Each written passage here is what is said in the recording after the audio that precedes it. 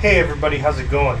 Today I wanted to go over something that is very near and dear to me because I feel like there's too many questions out there about what to bring to the trails, what type of tools, what kind of spares you need, and everybody has unique things that they share specific to their vehicles.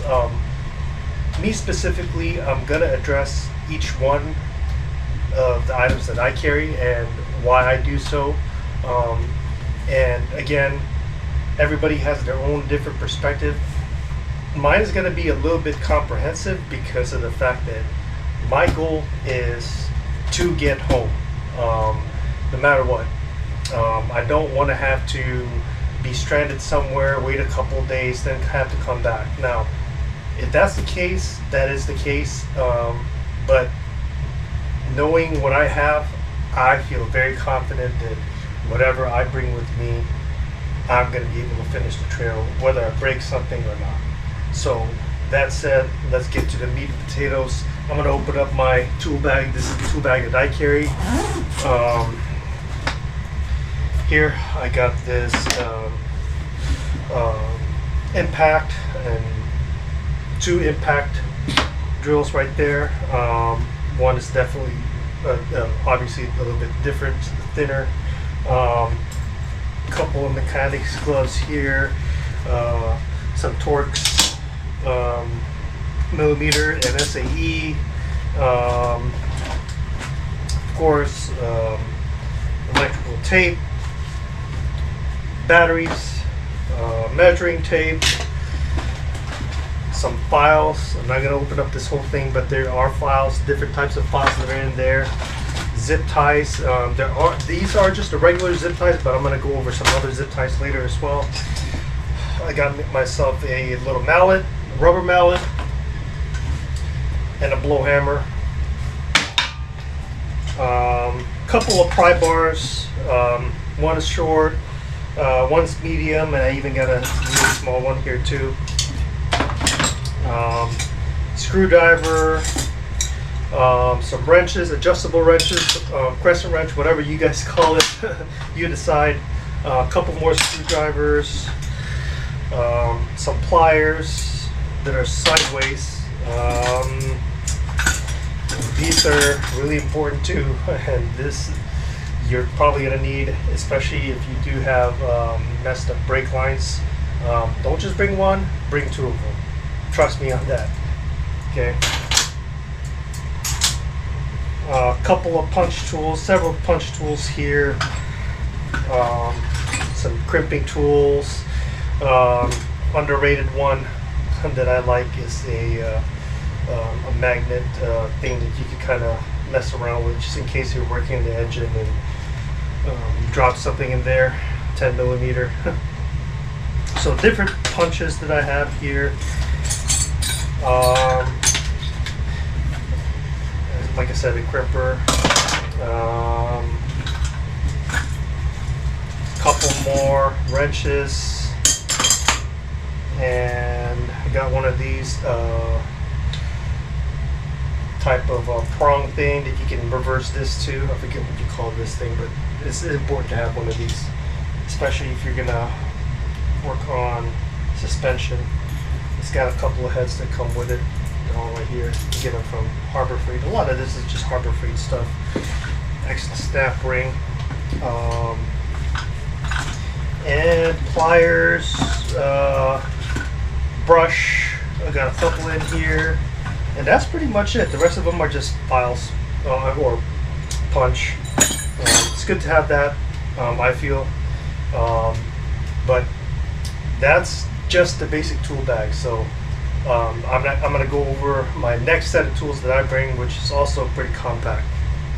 This next set of tools that I'm going to show is just very basic. I'm going to go over it pretty quickly, but one thing that I missed from that tool bag is a 35 millimeter socket. You're definitely going to need that. Pop quiz, what is it for? Well, I'll tell you the answer right away. This is for the axle nut. So a lot of guys have means to take out the CV axle and whatnot, which I'll talk about a little bit later, but they don't have the nut. Make sure you have the nut. This is a 35 millimeter. Very important. This is for second or third generation Tacoma, and I think most of the other Toyotas too. I'm pretty sure 4Rs have them if you're running an IFS. Okay, so for the tool roll, very basic stuff here. Got a couple of some more hex, Torx bits, all different types of heads here. You know, very important stuff. Just keep it there. Different sockets. Mostly all of these ones are metric because that's what Toyota uses, although I do carry a couple of SAEs just in case. Bunch of wrenches here, a mixture of them all. These go all the way up to 25. I know I have all of them all the way to 25. These are just some basic wrenches. And then some more different sockets. Like I said, some are long, some are short, depending on your application. And then some extensions here. Flexible heads as well. That's very important to have. And then, last but not least, just the, there you go, just the wrenches themselves. So one is a 3/8 half inch, and then the smallest one. So there you have it. That's just for the tool roll. All right, guys. In this next segment right here, this is mostly gonna be the fluid that I carry specifically for Tacoma and some other miscellaneous items. So that said, first things, I do carry a set of wheel spacers with me, several lug nuts, as you see here, middle, couple lug nuts. Actually, I think I have a whole set of it. Not that I'll need a whole set of it. God forbid, if you really need a whole set of luggage, I think you're in big trouble. Also, I do have some valve stems as well. Carry 1, 2, 3, and these are just valve stems. But I do have some other ones as well that are even more easier to put on. I'll show that in the next segment. Some stuff here to siphon fluid out of let's say the radiator, stuff like that. Siphon off wherever you may need to do that. Some DOT brake, DOT3 brake fluid. So that's what I carry specifically for my application. Automatic transmission fluid. This is a antifreeze coolant. Radiator flush.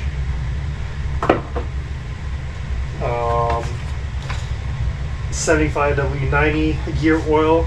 You can also use this for the transfer case.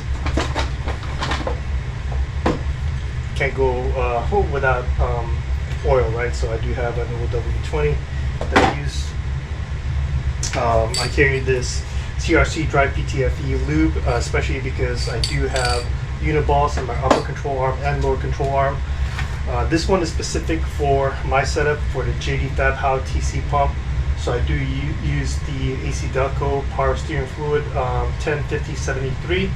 So pick that up off of Amazon. PB blaster and a grease gun.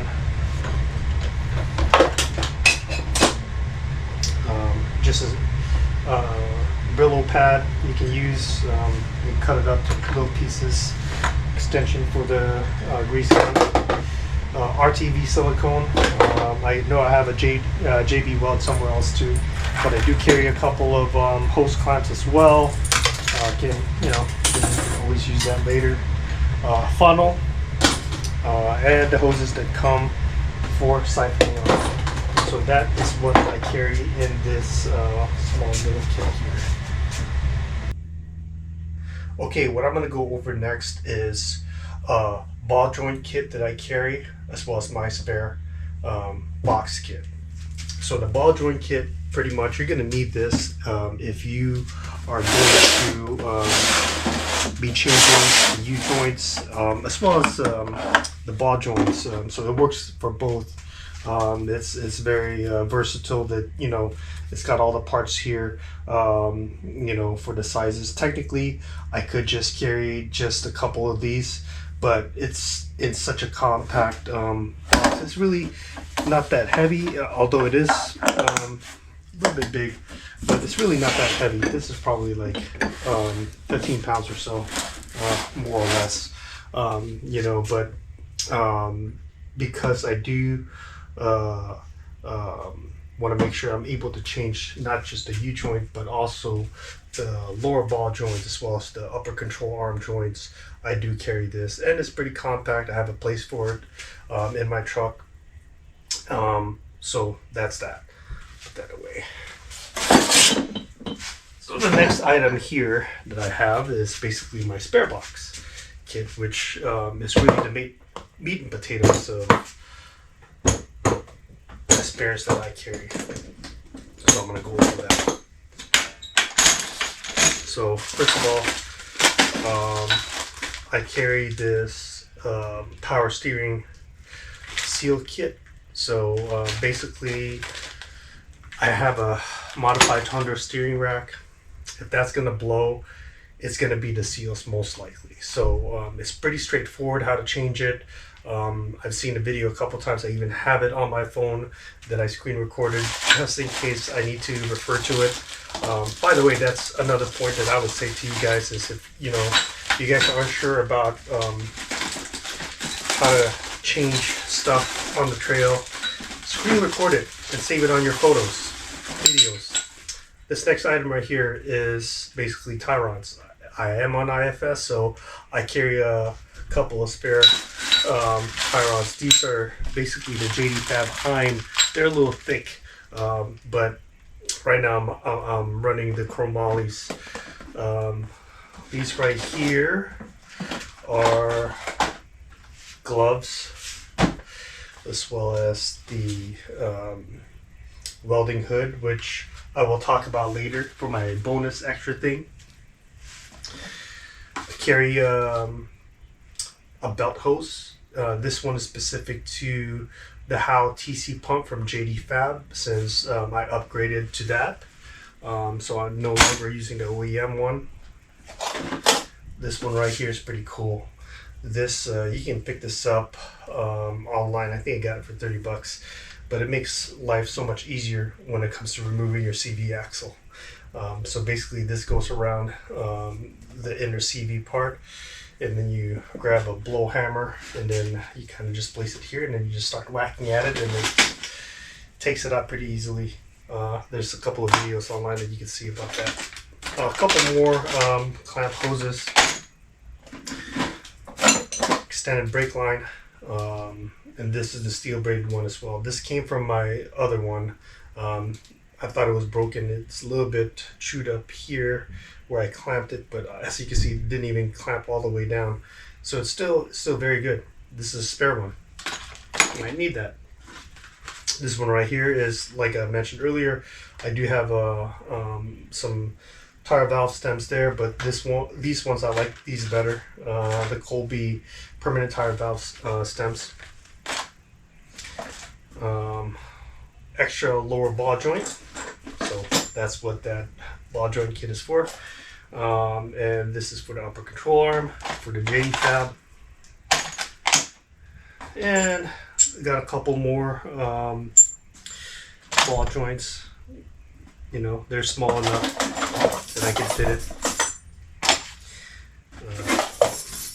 These are very underrated. These are tough zip ties. They're very robust, and I've seen some pictures online of people like putting together leaf kits and strapping them up. A couple more hoses there, and these are the hind joints that go with these tie rods. couple more Heim joints, so it's pretty complete. So I could pretty much just, you know, change out the whole like steering system pretty much. These are from my old tie rod kit extenders.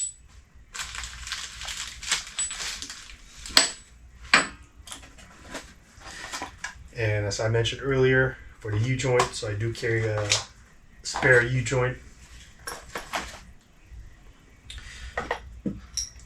This right here came from an idea last year. This is a clamp. When I was at the Rubicon Trail, they were doing trail repairs in a group in front of me, and they were helping out this guy that was in my group, and you know, he was looking for a vise, and you know, if he had a vise, I think we would have been able to fix that issue much quicker. So hence me picking one of these up. Couple of U-bolts, since I do run leaf springs in the rear, and it's got some nuts in there too. These are bolt flanges for the leaf pack in the rear as well, OEM. A couple of washers that come with it, and the nuts. This is for the OEM Toyota Tacoma belt hose. Couple of washers here, grease fittings, cotter pins, nuts and bolts, miscellaneous. These are all cheap. You can pick them up at Harbor Freight, and you know, I just carry a bunch of them since it's so cheap, and you know, you never know when you're going to use them. Some more grease fittings, the bigger ones, and a couple of fuses. So I got the small ones, the big ones, all the different types of fuses here that I carry.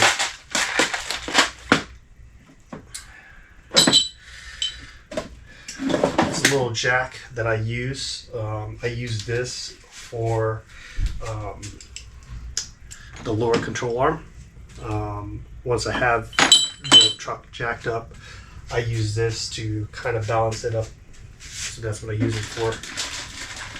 Level it out, actually. That's what I was looking for. Inner tie rod, OEM, just in case as well. And that would connect to that extender that I talked about earlier. So I guess for somebody out there who's, you know, driving a Tacoma with me in the trail, can use it. Outer tie rod, a couple of baling wires, mechanical baling wires, and these are really cheap. You can get them for like 99 cents at Harbor Freight. You just never know when you need them. And paint marker, just in case. And this right here is Innova 5210. I showed this in my last video. You know, if you want to be able to read the codes while you're out there, might as well have one of these, so you know what you're dealing with, even if you're out on the trail.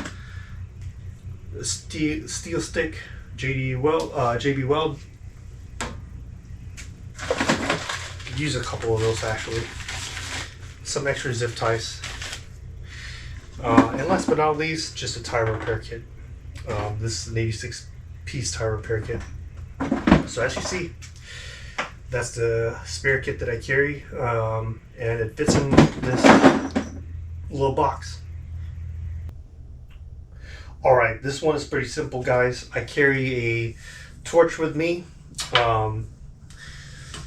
This comes in handy, especially when you need to heat things up, when things seize up.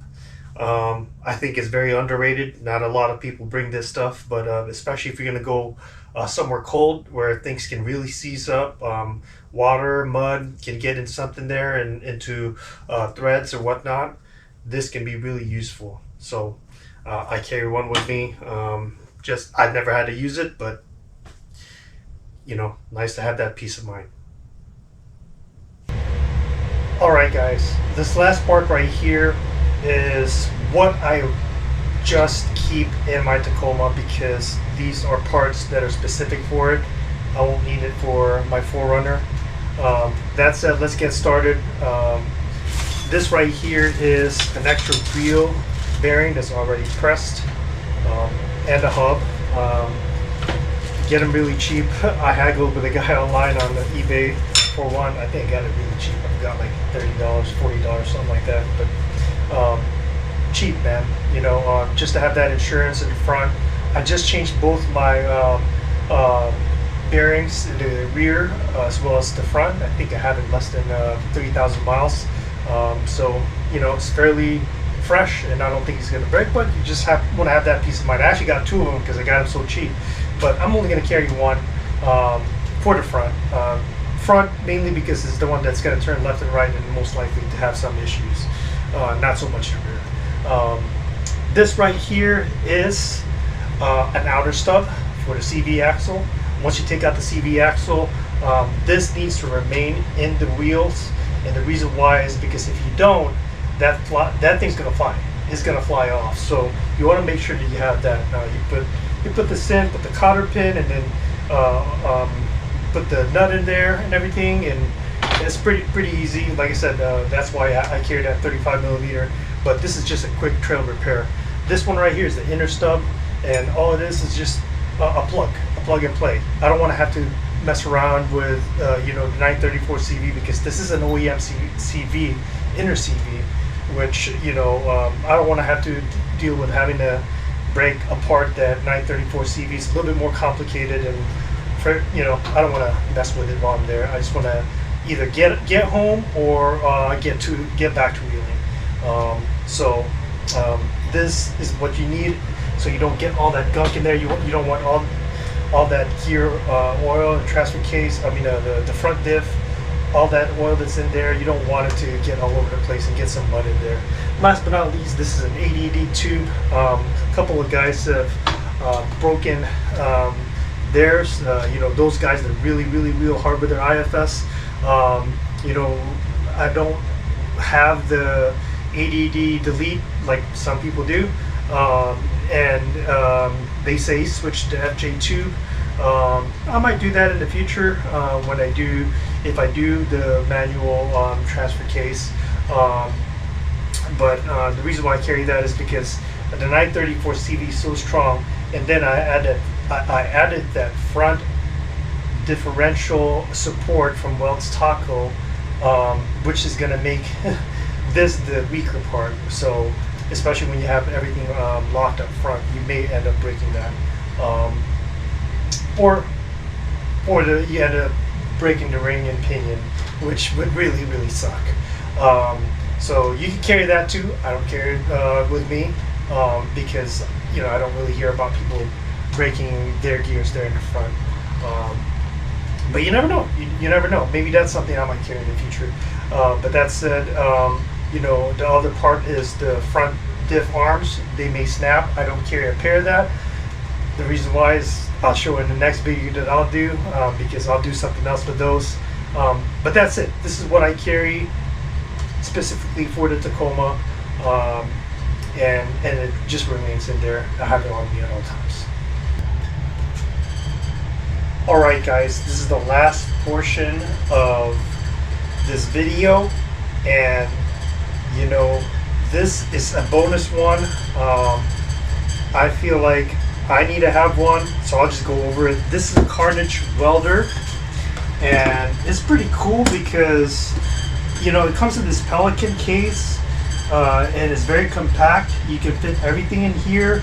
You could charge it using the cigarette lighter, which I have in that one box that I showed earlier, and you can also use the battery, the car battery to charge it. I got a bunch of contact tips here and everything, but this thing will, well, just pieces there when you're out on the trail, and it's just a peace of mind.